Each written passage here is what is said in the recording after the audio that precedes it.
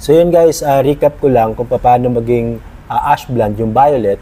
First yung gagawin is neutralize nyo. So maglalagay kayo ng yellow dahil yung yellow ay magpapaneutralize ng violet kasi yung violet is combination ng red at saka ng blue.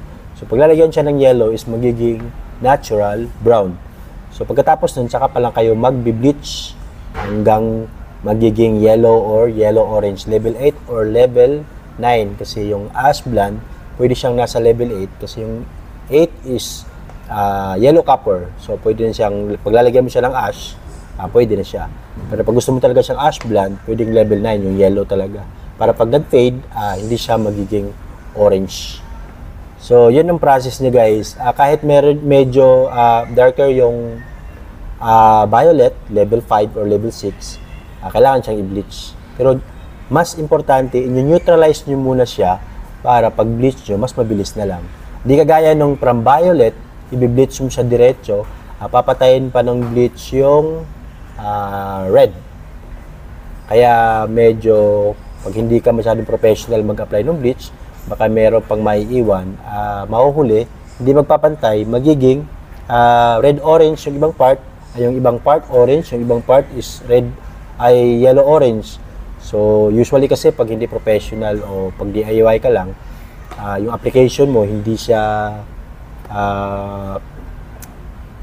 ganun ka pulido, no? Kaya mangyayari, baka yung iba hindi less yung develop, yung iba naman over-process, kaya hindi siya magpapantay. Kaya advice ko, yung pinakamaganda talaga at pinaka-safe na process, i-neutralize nyo muna. Kasi pag wala na yung red, diretso na siya natural brown, pag i-bleach nyo siya, napakabilis at wala nang tatama ang red pa. Kasi nasa natural brown siya, pag lagay nyo siya ng bleach, mas mabilis ma-achieve yung target yung level 8 or level 9 na color level na inyong, yung underlying pigments color level, yun nga, yung level 8 saka level 9. So, mas mabilis nyo ma-achieve yung target na ash blonde. So, yun guys, yun ang pinaka-process niya. Kailangan mo siyang i-neutralize first. Pinaka-safe to at mas less yung damage. Neutralize nyo siya first. And then, saka pa lang kayo magbi-bleach. And then, saka pa lang kayo magpapatong ng inyong target color na ash blonde. So, ganun yung proseso nyo guys. Wala siyang shortcut. Kasi pagkukulay kasi ng buhok is para siyang gagawa ng finishing ng bahay.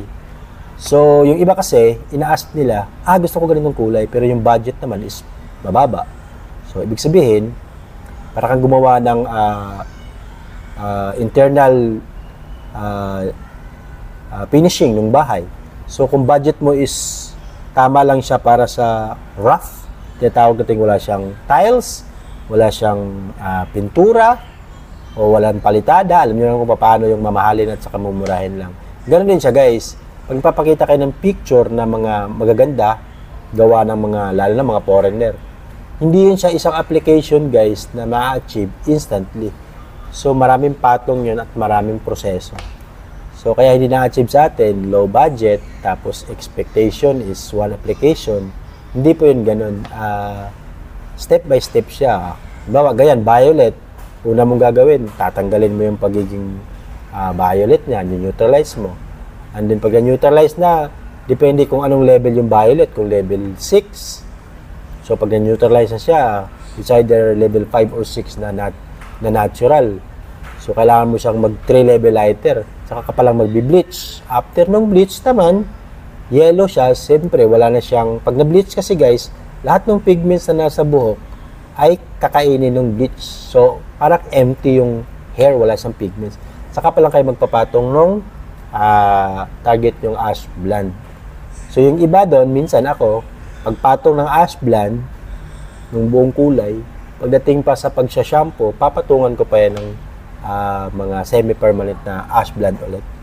Para doble, yung parang gumawa ka ng bahay, yung nagpipinishing ka. Hindi lang basta pintura, kung lilihain mo pa, pipinish mo pa siya ng maayo, para pino. Saka mo palalagyan ng first coating, second coating ng pintura. Para yung result at effect, sobrang ganda. So, sa mga nagbabalak na from violet to ash blonde, yun yung process kung paano siya gagawin. Hindi siya one process, hindi siya diretsong ma-achieve. Kasi may step by step at sinusundang proseso talaga. Pag gusto mo siya na perfect at achievable yung target yung kulay. So yan lang ang ating na-share sa inyo for today's video. Paano ma-achieve yung violet to ash blonde. So sana meron kayo natutunan sa video na to guys. Pa-comment naman sa comment section kung meron kayong natutunan. Pa-like and share na rin sa mga friend yung may problem na kinaharapan ng gaya nito, galing violet, tapos gusto mag-ash blonde. So pag hindi pro yung gagawa, pwede kayong mag-testing sa inyo. Basta nasa inyo na yung risk. Medyo risky talaga ang pag-change ng color. So yun lang guys, yun lang mapapayo ko. See you sa next video gagawin natin. Bye!